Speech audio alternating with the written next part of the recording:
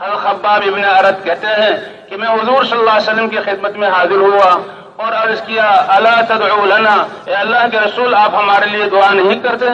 اے اللہ کے رسول آپ ہمارے لیے اللہ کی مدد کیوں نہیں مانگتے؟ ہمارا کیا حال ہو گیا؟ فرماتے ہیں کیا حال تھا کہ یہ ایمان لا کر اور جب کلمے کی دعوت دیتے تھے تو کفار مکہ غصے میں آ کر ان کے لیے لکڑیوں کی آگ جلاتے اور انگاروں کو جمع کر کے ان کو انگاروں پر ڈال کر ان کے سینے پر چٹان رکھ دیا کرتے تھے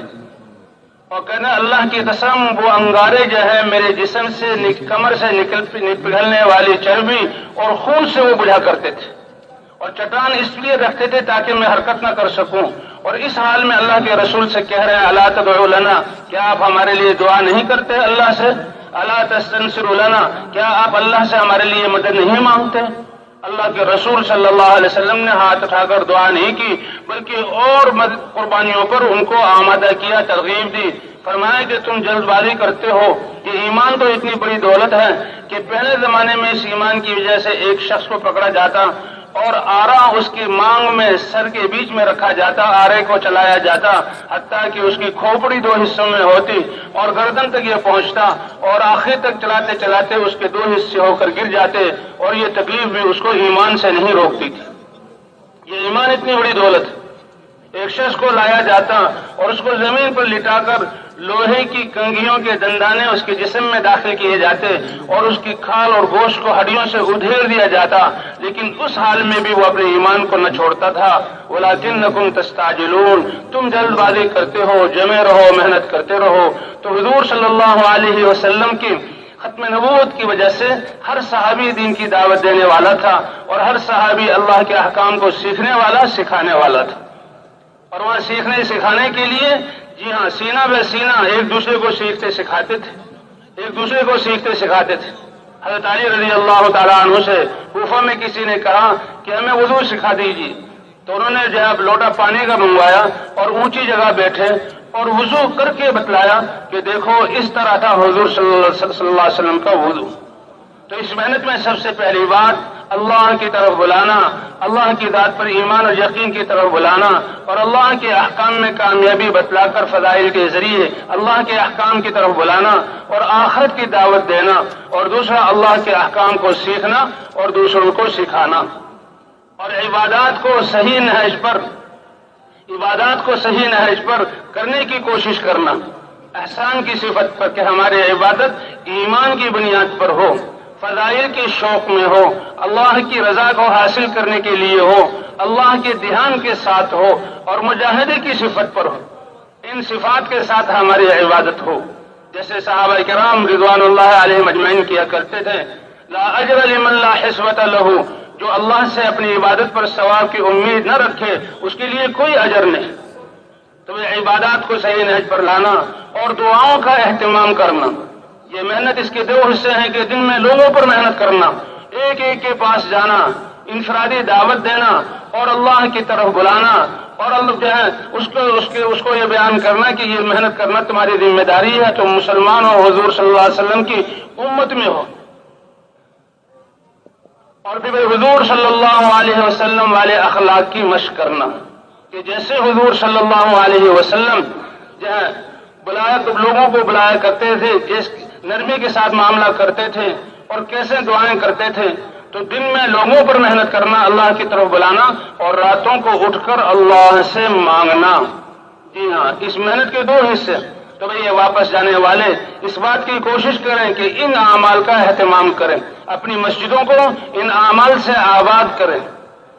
کہ تاکہ ہر مسلمان داعی بھی ہو، ہر مسلمان اللہ کے احکام کو سیکھنے والا، سکھانے والا بھی ہو، ہر مسلمان عبادات کو صحیح نہج پر کرنے والا اور ذکر اور تلاوت دعاؤں کا اہتمام کرنے والا بھی ہو، اور حضور صلی اللہ علیہ وسلم والے اخلاق کے ساتھ ہر مسلمان کی خدمت کرنے والا ہو۔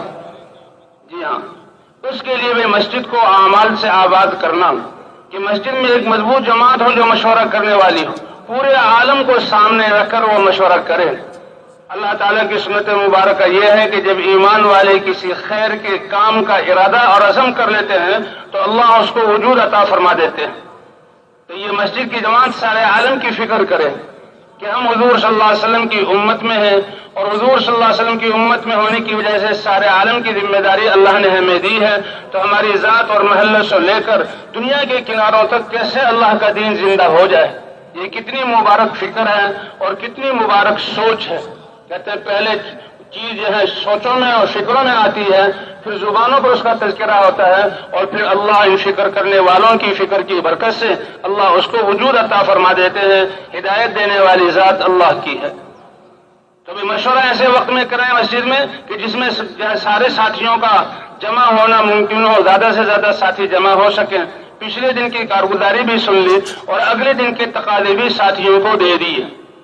اور اس تقاضوں کو پورا کرنے کے لیے ساتھی اوقات فارغ کریں۔ فرمایا یہ محنت ہماری ذمہ داری ہے۔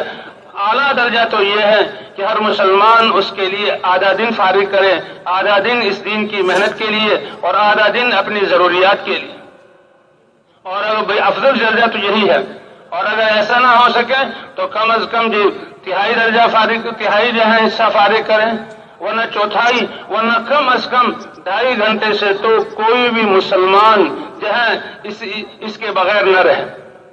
کیونکہ حضور صلی اللہ علیہ وسلم کا ارشاد صحابہ سے فرمایا کہ اگر تم دین کے 10ویں حصوں کو، یعنی دین کی فکر اور محنت کے 10ویں حصوں کو بھی چھوڑ دو گے تو ناکام ہو جاؤ گے، لیکن تمہارے بعد جو آنے والے ہیں بعد کی امت، اگر وہ دین کی محنت کے 10ویں حصے، دین کے 10ویں حصے تو علماء فرماتے ہیں دین کی محنت کے 10ویں حصوں کو بھی پکڑ لے گی تو وہ نجات پا جائیں گے۔